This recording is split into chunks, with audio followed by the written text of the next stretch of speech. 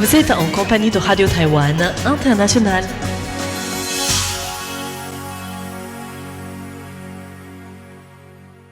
Bonjour à tous, vous êtes bien à l'écoute de Radio Taïwan International. C'est Meiguan qui vous accueille à l'antenne pour vous présenter notre programme de ce mercredi 13 mai. Dans un premier temps, le journal d'information présenté aujourd'hui par Florian Dai. Ensuite, je vais vous retrouver pour vous parler de la bourse de Taïwan, plutôt en ébullition ces derniers temps. C'est à suivre dans le décryptage. Ensuite, pour la partie de nos émissions thématiques, tout d'abord, les joies de l'éco-construction de Sasa qui vous propose aujourd'hui la première partie de sa rencontre avec Chloé Ando, une jeune architecte qui voyage à vélo entre la France et le Japon pour découvrir l'architecture vernaculaire. Et pour les auditeurs qui nous suivent en ligne, l'heure des musées vous invite à suivre l'éducation des fils impériaux mandchous dans les collections du Musée national du Palais. Une excellente écoute à tous en compagnie de RTI. Tout de suite, le journal d'information de ce mercredi 13 mai en compagnie de Florian Dai et voici les principaux titres. Taipei condamne Pékin pour avoir demandé aux médias taïwanais de dénoncer les indépendantistes. Au sommet de la démocratie de Copenhague, Lai Ching-te défend la place internationale de Taïwan. À Détroit, Taïwan met en avant sa filière des drones non chinoises et renforce sa coopération avec les États-Unis. Taïwan condamne Pékin pour avoir demandé aux médias taïwanais de dénoncer les indépendantistes. Le gouvernement taïwanais a dénoncé mardi 12 mai les propos tenus lors du 7e sommet des professionnels des médias des deux rives organisé à Pékin. Aussi, la vice-directrice du Bureau chinois des affaires taïwanaises a accusé les forces séparatistes indépendantistes de diffuser de fausses informations et d'alimenter l'hostilité envers la Chine, mettant en danger la stabilité dans le détroit de Taïwan.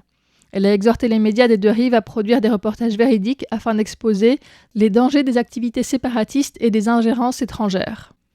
En réaction, la Commission ministérielle des affaires continentales, ou MAC, de Taïwan, a condamné avec la plus grande fermeté ce qu'elle considère comme une ingérence chinoise dans l'indépendance des médias taïwanais, estimant que Pékin cherche à utiliser certains médias taïwanais comme relais locaux afin de mener une répression transfrontalière contre les soutiens à la dépendance.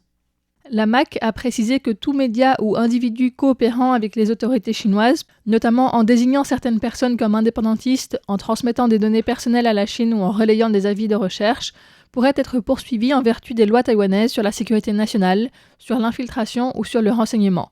Les peines encourues peuvent dépasser 7 ans de prison. Au sommet de la démocratie de Copenhague, Lai Ching-te défend la place internationale de Taïwan. Le président taïwanais Lai Ching-te est intervenu par vidéo mardi 12 mai au 9e sommet de la démocratie de Copenhague au Danemark. Il a appelé les démocraties à s'unir face à l'expansion de l'autoritarisme, dénonçant les pressions militaires, économiques et numériques exercées par les régimes autoritaires. Il a souligné que Taïwan, situé en première ligne de la défense démocratique, continuerait à renforcer sa défense et à coopérer avec ses partenaires dans les secteurs des semi-conducteurs et de l'intelligence artificielle. Il a également remercié les pays soutenant Taïwan malgré les pressions chinoises, estimant que leur soutien constituait le meilleur moyen de dissuasion contre les agresseurs. Lai Ching-te a affirmé « Taïwan est une nation souveraine et indépendante. Le peuple taïwanais a tous les droits de s'engager avec la communauté internationale et la capacité de contribuer au monde. Aucune tentative visant à isoler Taïwan ne pourra altérer notre détermination à participer à la communauté internationale. »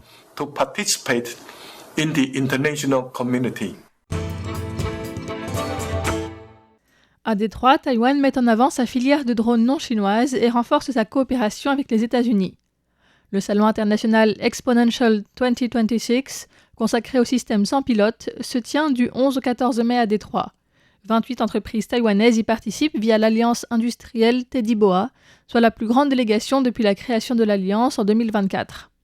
Lu Wen-san, responsable adjoint de la division des industries métallurgiques et électromécaniques de l'Agence pour le développement industriel, a souligné que l'Alliance regroupe désormais plus de 260 entreprises taïwanaises couvrant l'ensemble de la chaîne, appareils complets, modules, matériaux et approvisionnement.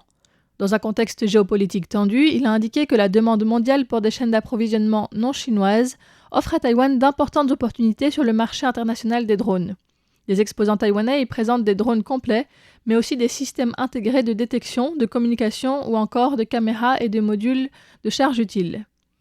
L'Institut national Zhongshan des sciences et technologies expose notamment des drones d'attaque Jingfeng 2 et 3, le drone naval multifonction Zhuiyuan 2, ainsi qu'un petit moteur à réaction et des ogives polyvalentes.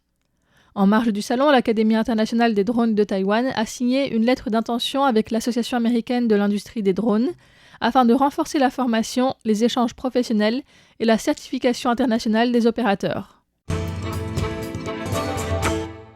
Le DPP désigne Puma Shen comme candidat à la mairie de Taipei pour les élections de novembre.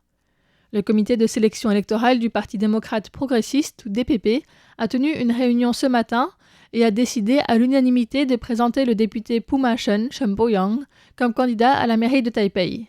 Puma Shen, le fondateur de l'institution d'éducation à la défense civile Kuma Academy, travaille surtout sur les droits humains, la criminologie, la jeunesse et la guerre de la désinformation chinoise. Enoch Hu, fondateur du mouvement civique Forward Alliance, qui briguait lui-même l'investiture, a publié un message de félicitations sur les réseaux sociaux et a annoncé qu'il apporterait son plein soutien à la campagne. Le camp du Kuomintang a pour sa part affirmé que cette candidature ne constitue aucune menace pour la réélection du maire sortant Jiang Wan'an. Par ailleurs, le porte-parole du DPP, Wu Zheng, a indiqué que les candidatures pour les comtés de Hsinchu et Penghu restent en discussion.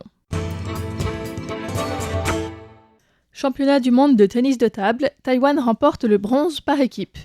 L'équipe masculine taïwanaise de tennis de table a décroché la médaille de bronze au championnat du monde 2026 à Londres, montant sur le podium pour la deuxième édition consécutive.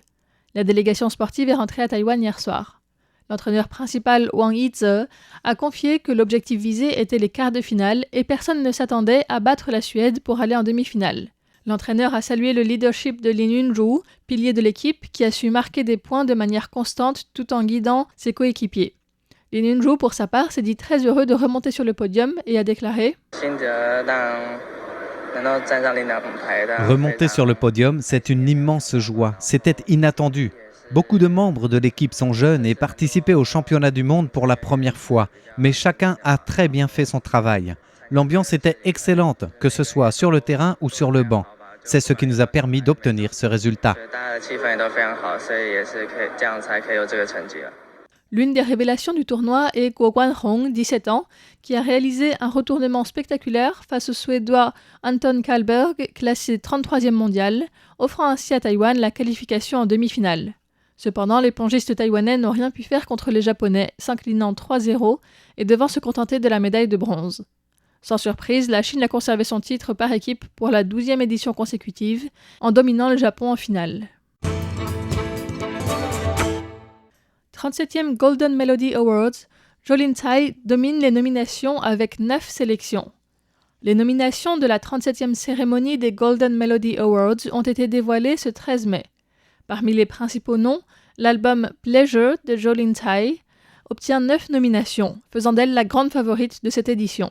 Elle concourt notamment pour la meilleure chanteuse en mandarin, ainsi que pour la chanson de l'année, le meilleur album en mandarin et le meilleur clip vidéo. Du côté masculin, Ricky Xiao brigue pour la 8e fois le titre de meilleur chanteur en langue taïwanaise, après avoir déjà remporté le prix à 5 reprises. La catégorie féminine taïwanaise voit la vétérane Bai Pingping affronter notamment Shaolin Maya, qui est nominée pour la 11e fois consécutive, un record dans cette catégorie. D'autre part, les prix spéciaux ont également été annoncés.